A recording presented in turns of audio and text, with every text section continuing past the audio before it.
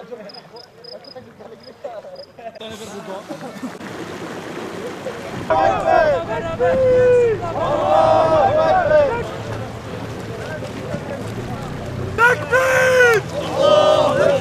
Tekbir! Allahu Ekber! Tekbir! Allahu Ekber!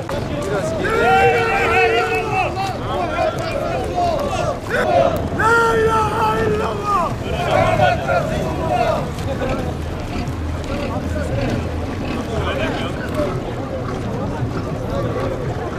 Kano ve SUP topluluğu olarak biz bir araya gelip Sumut filosuna destek amaçlı böyle bir gösteri planladık. Ve sağ olsun STK'ların da desteğiyle beraber böyle bir gösteri organize ettik. Amacımız Gazze'de yaşanan soykırıma dikkat çekmek ve dünyada bir uyanışa neden olmasını sağlamak. Bu konuda bizim de elimizden gelen buydu. Bunu yapmaya çalıştık. Evet. Sumut filosunun gemilerden bazılarının Gazze'ye ulaşmasını heyecanla biz de izledik. Ve bu heyecanı biz burada Botan'da, Siirt'te yaşatmak istedik. İnşallah bunun gerçeği Gazze'ye ulaşan gemilerin artmasıyla birlikte daha fazla olur. Sizce abluka kırıldı mı size göre? Bence kırıldı. Sur'da bir gedik açtık. Artık rüzgar nereden esersen es. Bu heyecan, bu cesur davranışlar devam edecek inşallah. Buradan dünyaya Gazze'deki soykırımın sonlanması için herkesin elini taşın altına sokmasını istiyoruz. Bitlis Eren Üniversitesi Sağlık Bilimleri Fakültesi Dekanı. Bugün SUP topluluğu olarak burada toplandık. Gazze için, Filistin için SUP topluluğu olarak Sumut filosuna destek vermek amacıyla bugün böyle bir etkinlik düzenledik. Bu etkinliğe katkıda bulunan herkese teşekkür ediyorum. Maalesef İsrail ve destekçileri birlikte Gazze'yi hunharca bombalamaktadır. Bu konuda çoğu ülke sessiz kalmaktadır. En son Sumut filosu olarak toplananlar insanlık adına Gazze'ye hareket etti. Biz de bu amaçla böyle bir farkındalık yaratmak için böyle SUP topluluğu olarak toplandık. Bu konuda özellikle toplumumuzun başkanı Abdurrahman Hoca'ya, Serdar Hocama, herkese teşekkür ediyorum. Bugünkü etkinliğimizin amacı kardeşlerimizin sesine bir nebze ses olmaktır. Hani elimizden ne geliyorsa yapmaya çalışacağız. Bütün bu Siirt Üniversitesi SUP ve Kano topluluğu katılım sağladı. Kendilerine teşekkür ediyoruz. Siirt halkından da yine katılım sağlandığı için yine ayrıca kendilerine teşekkür ediyoruz. Yalnız bu tip etkinliklerin daha sık ve daha ses getirici şekilde olabilmesi için bütün insanlığı, sadece Müslüman olması yetmiyor. İnsan olması, duygularının olması kafidir. Bütün herkesi alanlara davet ediyoruz. Evet. Hocam sizce Sumut filosu amacına ulaştı mı? Evet, kısmen de ulaştı. Sonuçta ses getirdi. İsrail'in ulaşılabilir olduğunu, dokunulabilir olduğunu gösterdi. Bir gemiyle de olsa sonuçta ulaşıldı. Nice filolara diyoruz. Devletimizin de bu konuda daha çok filo çıkarması, desteklemesi gerekir. Biz buna inanıyoruz. Bugün burada Siirt Üniversitesi'ndeki kardeşlerimizle birlikte Sumut filosunun dalgalarından bir tanesinin provasını yaptık.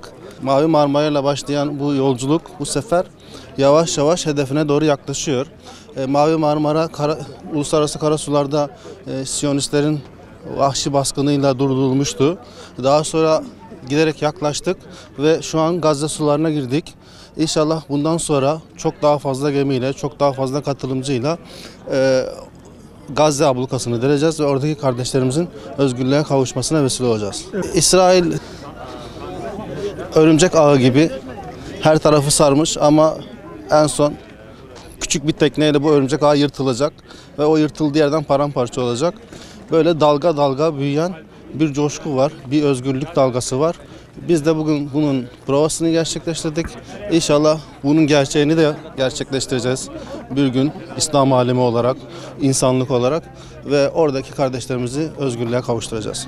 Bugün burada bulunmamızın amacı onurlu bir direnişe desteğimizi hep birlikte haykırmaktır. Şu anda İsrail Gazze'deki bu zulümlerin son bulması ve insani yardım ulaştırması için uluslararası özgürlük filosu Akdeniz'de seyir halinde. Onlarca ülkeden aktivistin katıldığı Sumut filosu çarşamba gecesi işgalci İsrail tarafından devletlerin ve bütün dünyanın gözleri önünde hukuksuzca alıkonuldu.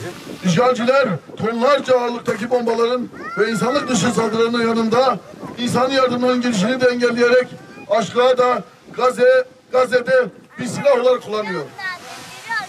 Mavi Marmara ile başlayan Vicdan, Madlen, Hanzala gemileriyle ve Sumut filosuyla devam eden bu vicdan hareketi bugün özgürlük filosu ile yoluna devam ediyor. Daha önce bu filoları koyacaklarını söyleyen ülkeler ne yazık ki geri adım attılar. Her birimiz bu filonun amacına ulaşması ve bu ablukanın kırılması için elimizden gelen desteği vermeliyiz. Sosyal medyada, sokakta, her yerde Gazze'nin onurlu mücadelesini anlatmalı ve işgale karşı duruşumuzu her gün daha güçlü bir şekilde sürdürmeliyiz. Düzenlenen bu filolar sadece bir yardım hareketi değil, aynı zamanda adalet arayışı, bir insanlık mücadelesidir. Filonun yoluna devam ettiği şu saatlerde ne yazık ki Gazze'de zulüm devam ediyor. Tekbir! Allahu Ekber! Tekbir! Allahu Ekber! Tekbir! Allahu Ekber! Dünya tarih boyunca görülen en büyük zulümlerden birine şahitlik ediyor.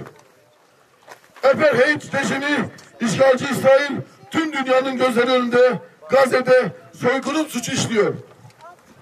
Son bilgilere göre Filistin'de büyük kısmı kadın, çocuk olmak üzere 70 bine yakın kişi şehit oldu.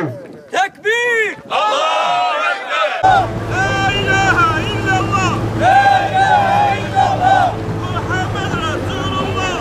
Muhammed Resulullah! Tekbir! Allahu Ekber! Tekbir! Allahu Ekber! Allahu Ekber! İsrail! Kahrolsun! İsrail! Kahrolsun! İsrail!